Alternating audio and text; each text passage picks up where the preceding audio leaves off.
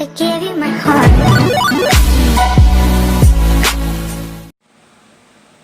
Hey y'all, it's me, Lori. We're gonna go through the step 3 of the Narcotics Anonymous book that I've been reading and my reactions to that. And I have missed a lot of meetings because I've had a lot of health problems for the past month, and I'm sorry I haven't made a video, y'all, in a long time. But it's all been because of health issues, y'all, seriously. Insurance problems out the wazoodle and just stuff I can't really share at this point, but I'm having some rough health issues. So those of you that pray for me, please. It's rough. But we're going through step 3 tonight and my reactions to reading that. Step 3 of the NA manual says we made a decision to turn our will and our lives over to the care of God as we understood Him. Okay, interesting. They're talking about the will of God as we understood Him, meaning, like, if you're addicted to anything in your life, if there's anything in your life that has a hold of you that is controlling you, whether it's a sin or a hobby, a habit, something in your life that's taking you away from God, that you need to turn your will over to God and let God control your life instead of you, which is a good thing to think about. It's a concept that, we need to examine. So it says, as addicts, we turned our will and our lives over many times to a destructive power. Our will and our lives were controlled by drugs. We were trapped by our need for instant gratification, and that drugs gave us. During that time, our total being, body and mind and spirit, were dominated by drug use. For a time it was pleasurable, and the euphoria began to wear off, and we saw the ugly side of addiction. We found that the higher our drugs took us, the lower they brought us. We faced two choices: either suffer the pain of withdrawal or take more drugs. And I mean, a lot of people don't understand that like, even if you're not like the stereotypical drug addict where you did all this to get high, but if you become dependent physically on narcotics because your doctor prescribed them for you for some reason, and your body gets used to that over time, and they have you on them for a long amount of time, your body gets used to that, and when they go off of it, it's like, it's horrible. You have bad withdrawals, you feel like you're panicked, you start throwing up.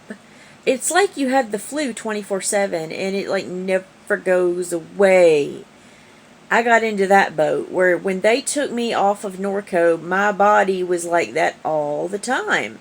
It's like my fibro just like symptoms just went through the roof, whoo, and I was in pain constantly. It was awful.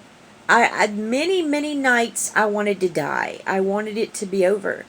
I wanted the pain to stop any way possible. So I can understand people that get hooked on drugs wanting to go and find a way to stop that pain, to end that pain any way possible. It's totally understandable. Like, people don't get that, and they're like, oh, well, if you don't want to be a drug addict, stop using drugs. It's more complicated than that. It's much more complicated, and people need to think that through when they prejudge drug addicts for that reason, thinking, oh, they're just doing it to get high. No, a lot of them are just doing it to feel normal. They want to be like you. It's not that they want to get high. They want to be like everybody else and not feel sick as a dog constantly. Okay, it says the day came when it was no longer a choice. I just talked about that. The concept of God comes not from dogma, but what we believe and what works for us. Many of us understand God to be simply a force that keeps us clean.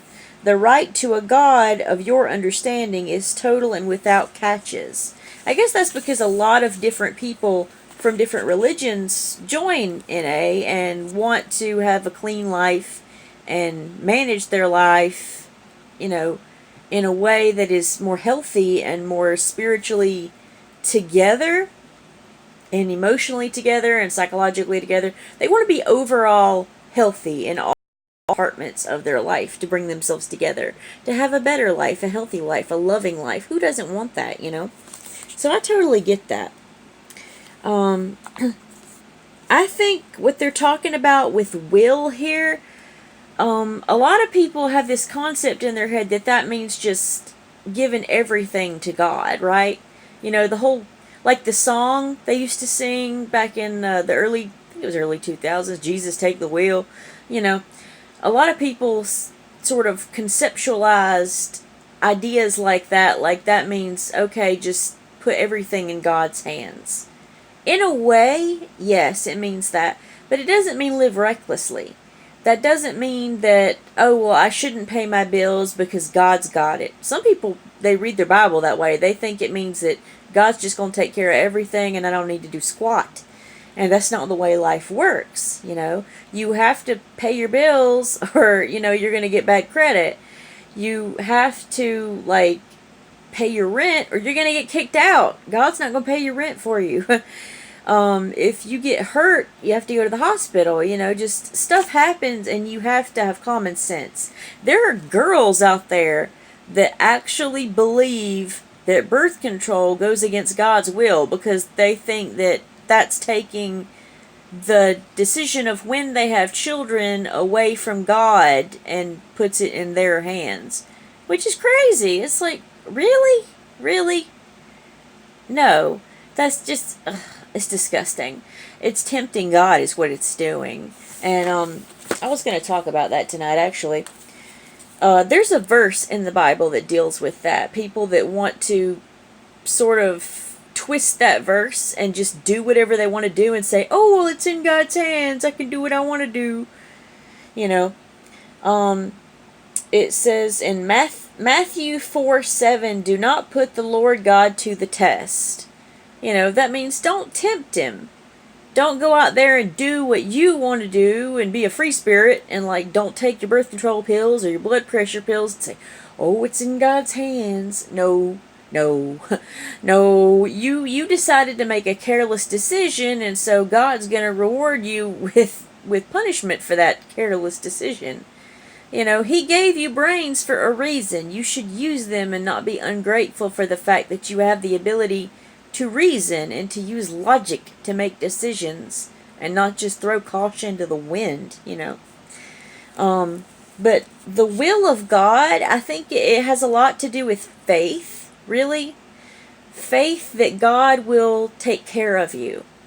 And I don't mean that to be cliche. I know a lot of people think, well, there's so many bad things happening in this world. How can you turn your control in your mind over to God when God's allowing all these horrible things to happen? And yeah, that's true. There's a lot of horrible things happening in this world. But when you release the concept of hope and faith in your brain, all of a sudden, I mean, what do you really have to live for? I mean, if you think in your mind that life is nothing but devastation and depression and there's no point because anything happy can be taken away from you at any point in time and life's just awful, you know, like the phrase says, life's a beep and then you die, what's the point in living, you know? You want to have a purpose. You want to have something to work towards. And why live in a way that's so cynical and dark and pointless, you know? If you have a choice to live cynical or a choice to live with hope and light, why not live with hope and light? You know, hey, you might be right. God might be in control in some way. There may be some purpose to this that we can't see right now. And I honestly have faith that that's true because I think God's a loving God. And I don't see myself as perfect. I'm far from perfect. But I'm a loving person. And I honestly don't think God is less loving than me. That he's more cruel than me. I think there's got to be more to this, to God. He's got to be more complex than that. There's got to be more to him. So I have faith that he's better than me, that he's not this monster out there just like watching everybody die and suffer and laughing on his television set. I just don't think that's the case. You know, I really don't. I want to have faith that he's a good God, that he's loving, that he's kind, that he's all the good things that the Bible speaks about. you know? Because what's the point in living if he's not, you know? Why? I have hope, I have faith, and I encourage y'all out there watching this to find hope and faith. Even if it's not necessarily in like a Baptist religion, there's a lot of other ones out there that encourage you to believe in a higher power, to grasp the fact that somebody or some force is out there in control. And let God make the ultimate judgment on you. But I'm saying, like, you need to have hope and faith that something, some greater force out there, will or being, whatever God happens to be, they're in control. That's the only way to get through this life and not just feel like depressed all the time. It's like you have two choices in this world: to live without hope or to live with hope. I choose to live with hope. I want it. I guess the desire in me is greater. It's just burning in my heart. I want it. I am thirsty for God's love and for God to be the ultimate heavenly Father that I want him to be. I want that so bad, and that's why that hope is in me. I've always loved the verses, trust in the Lord with all your heart and lean not unto your own understanding. In all thy ways acknowledge him, and he will direct thy paths. And that's Proverbs 3:5-6. That's a really good one. It shows you that, we don't understand everything that goes on in this world. We might not understand why bad things happen, why cruel things happen to people, why people die, why babies die, why bad things happen all over the world. Fires and earthquakes and natural disasters and diseases that just rake people, and dementia and all kind of crazy things that exist in this world. Cancer. It's all there, and it all just messes with people. And it's awful. It really is awful. And I understand why people would get cynical with all that in this world. But, you have to have hope. I encourage all of you to reach out. Meditate on it. Think on it. How bad do you want it?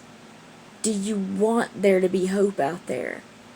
It's like that scene in Never-Ending Story where, like, the Empress is sitting there with that little grain of salt in her hand, and she's holding it out. And she says, this is all that's left of Fantasia. All you have to do is dream. Anything you wish, you can create our world again. You can bring it back. And he does. He starts making wishes and desires and his wants and his dreams and his things that he loved brought that world back to life. Why couldn't God be the same? You never know. Why not grab hold of that hope while you can? We walk by faith and not by sight. 2 Corinthians 5:7. That can apply to all people, not just drug addicts.